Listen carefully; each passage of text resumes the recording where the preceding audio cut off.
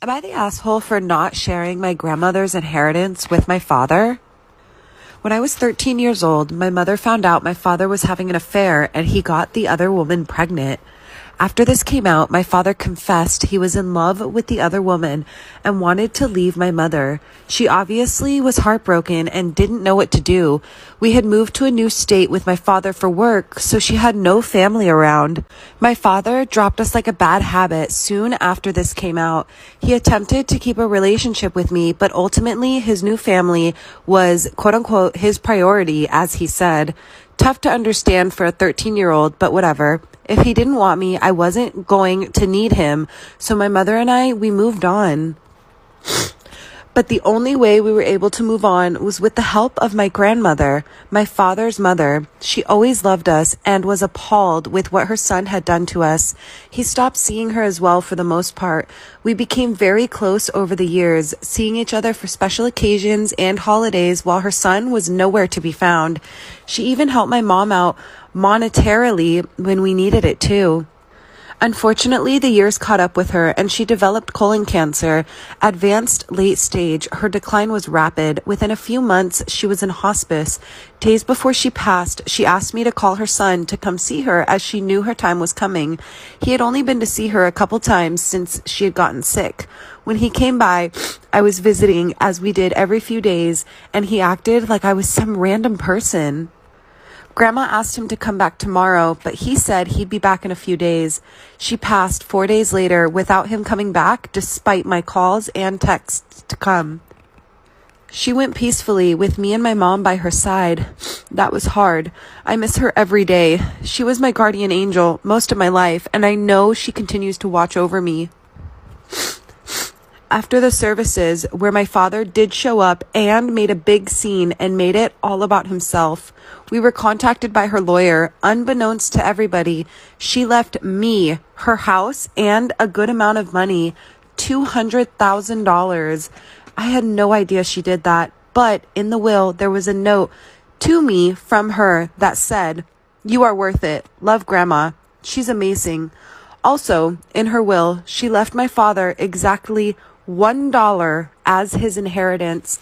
When he found out, he went ballistic, blowing up my phone all the time, demanding I give him, quote unquote, his house and his money.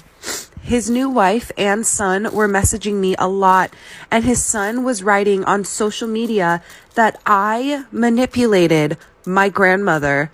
My father apologized and said he was under a lot of stress because he's in debt and was banking on this money to come in for bills and to send his son to college. That made me feel bad, like maybe I should give him something. I've thought a lot about it, and I don't think I'm going to share anything with him. And I kind of think that makes me an a-hole because it seems like they really do need it. But on the other hand, screw him. I don't know. Am I the asshole? And the top comment coming in with 40,000 upvotes.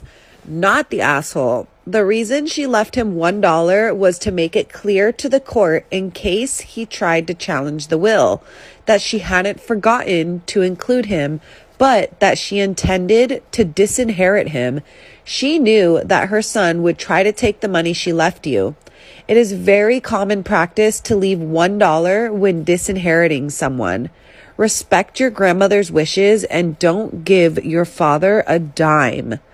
Edit to add, yes, people, I'm very aware that this isn't necessary to disinherit someone, and that it comes with the added annoyance of having the disinherited person be named a beneficiary.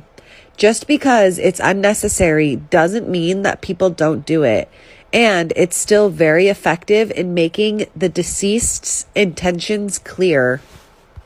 Next comment, 25,000 upvotes. Clearly, Grandma was pretty sharp. And if she thinks OP is worth it, that's all that matters, not the asshole. But still, he is your dad. The boy is your half-brother. Blood does matter and life is too short to remain angry. They have money problems, so it would be a nice olive branch if you helped them out. Maybe take an example from grandma and send $1. That way, you've doubled their inheritance. A 100% increase is not to be sniffed at. Next comment, 13,000 upvotes. LOL, I thought this was going a different way and was so relieved when I got to the end. Not the asshole.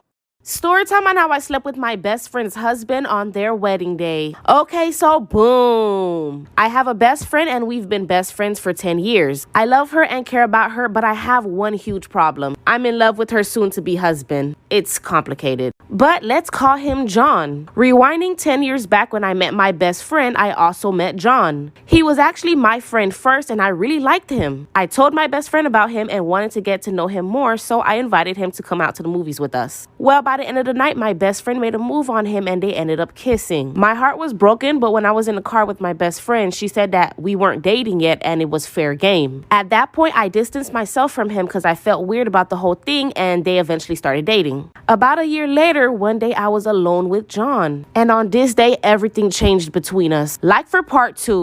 Part 2 on how I slept with my best friend's husband on their wedding day. Okay, so boom, like I said, about a year later, one day I was alone with John. He actually told me that I was the one he wanted, but thought since I invited him to the movies with my best friend and that she made the move, he basically thought I was passing him on to her, my friend. I told him, no, that's crazy. I liked you. And we both laughed and hugged it out, but that hug was pretty passionate. The chemistry and overall energy between us changed, but we never acted on it. Now, fast forward 10 years later, on their wedding day, we were all in the same hotel, but different rooms getting ready. When it was time for all of us to get ready, all the girls went to one room and then all the guys went to the other. My best friend sent me to her room to get a charger, and when I entered the room, John was there. I told him I'm sorry that I barged in, and he was like, yeah, that's not a problem. But then he walked up to me and like for part 3 on how I slept with my best friend's husband on their wedding day. Okay, so boom, like I said, I told him I'm sorry for barging in, and he said, yeah, that's not a problem. But then he walked up to me and said, I don't know, I just can't help it. Every time I see you, I almost wish it was you. And I know y'all gonna hate me for this, but literally for 10 years, I've been fighting off my urges, but at the moment, I just couldn't. I was in love with him and he's not married yet, so fair game, right?